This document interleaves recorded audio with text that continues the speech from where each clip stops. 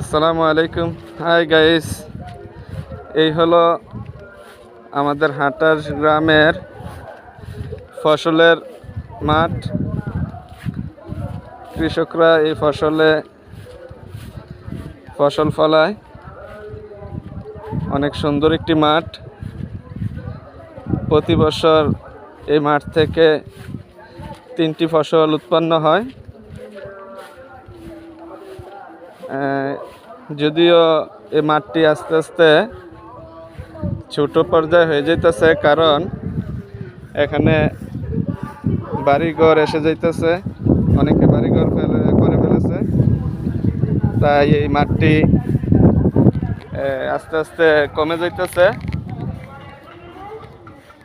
তো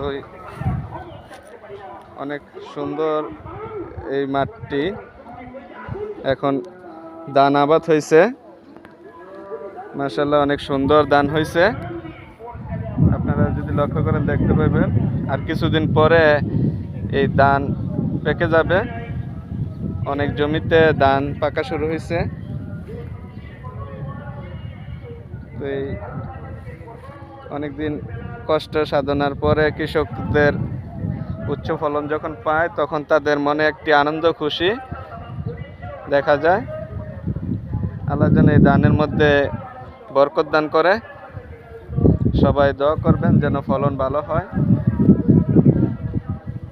আমাদের এই সবুজ শস্য শ্যামল এই ফসলের মাঠ দেখলে অনেক ভালো লাগে, কারণ এটা আমাদের রিজিকের ব্যবস্থা করে দেয়। এই ফসলের মাঠ থেকে ফসল উৎপন্ন হয়, কৃষকরা অনেক কষ্ট করে ফসল ফলায়, আমাদের রিজিকের ব্যবস্থা হয়।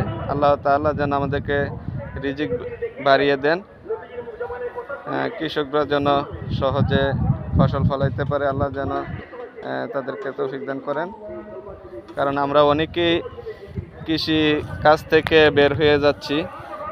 এখন অধিকাংশ মানুষই আর কৃষি কাজ করতে চায় না। তো এই জন্য যারাই কষ্ট করে এই কৃষি কাজ করে, তাদের প্রতি আমাদের সুনজর রাখা, তাদের কষ্টের প্রতি খেয়াল রাখা, যেন আল্লাহ তাআলা তাদেরকে রহম করেন এবং আমরা যেন রিজিক পাই।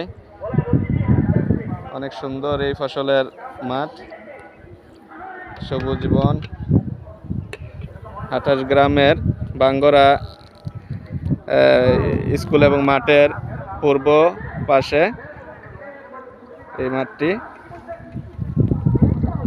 অনেক সৌন্দর্য।